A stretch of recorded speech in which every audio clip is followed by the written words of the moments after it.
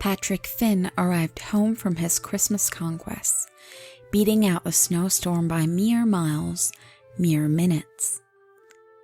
He felt not only the foreboding presence of a hazardous blizzard, but also that of something else, something darker. It felt as if it resonated not only within his soul, but also within the souls of those around him, within the very ground itself. Patrick had never bothered to check, but he was sure that beneath the grass and soil of Winter Harbor, Maine, therein hungered a gaping mouth or chasm yearning for the flesh of the innocent and anchored to the physical world only by desire to seem normal. It had not yet been appeased because the residents of Winter Harbor were all but innocent. Patrick had moved to Winter Harbor hoping to escape the despondency and despair he had felt in his hometown, Belmont, Maine. So far, these feelings had only amplified, magnified, by both the wintry death that he felt tiptoeing in the town's midst and the lingering scent of paint that seemed to permeate every building in the city. It was as if the town was constantly being repainted in some sort of half-hearted attempt to cover something up. Still, he felt it necessary to stay, so as not to make matters worse for his wife, whom he barely saw anymore, and his son, who always seemed so distant. He and his wife were going through a rife time in their marriage, and their son was feeling its effects. It was akin to what one may feel after a tumultuous earthquake. Patrick felt that he had to make it up to his son, so he went out and bought him the most expensive and extravagant thing he could get his hands on this late in the shopping season, a brand new video game system.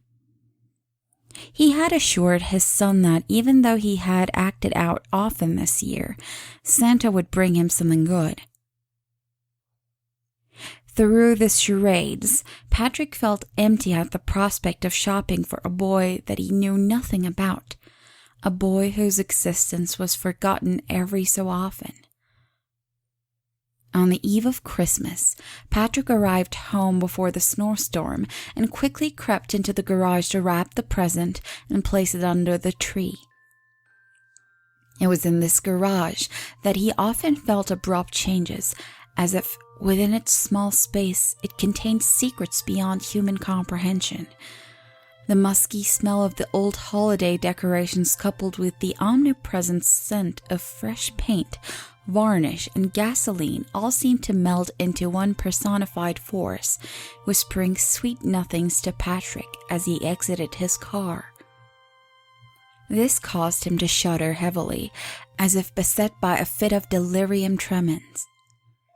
He shrugged off the dull headache and dry mouth before quickly and sloppily wrapping the gift.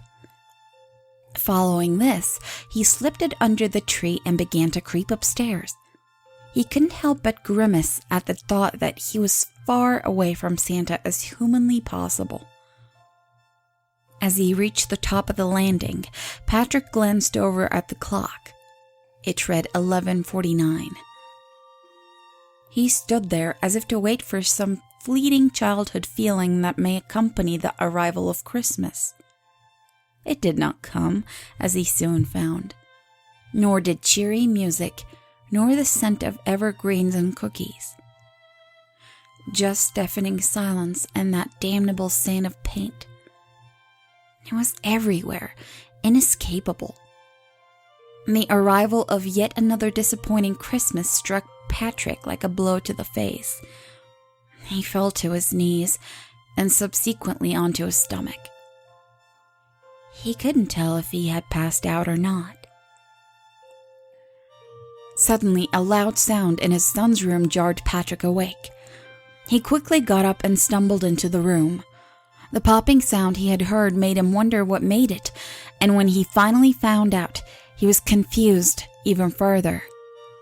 A large, black humanoid adorned with goat horns and a tongue that writhed like a snake stood before him, clutching his son.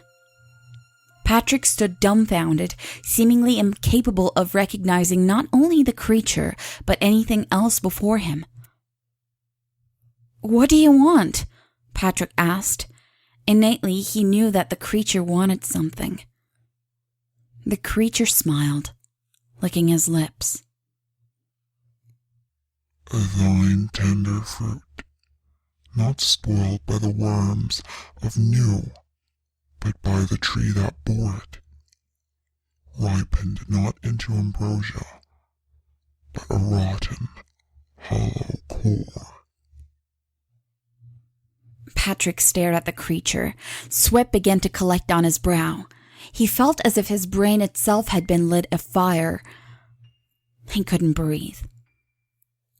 I can't say I understand," Patrick stammered out. The creature smiled again.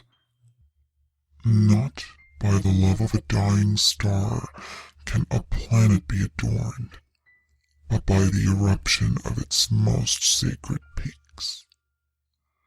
I desire the treasures from which you hope to find salvation. The gift to your boy. It is a gift for me now."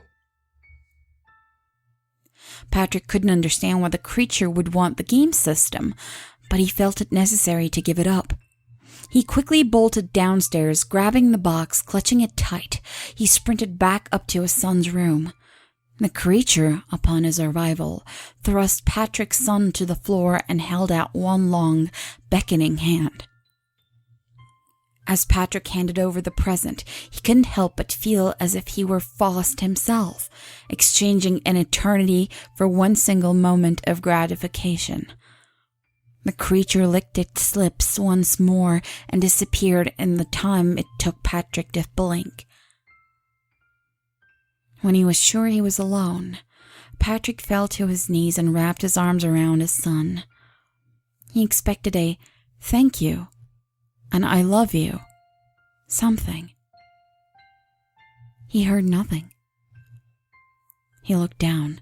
He found that his son was withering away, becoming the very shadows that inhabited the night around him. Patrick knew at that moment that he was entirely alone, swallowed finally by the chasm beneath his feet. He stumbled to the garage before sitting down, embracing his solitude and his communion with the musky smell of paint that seemed to beckon invitingly.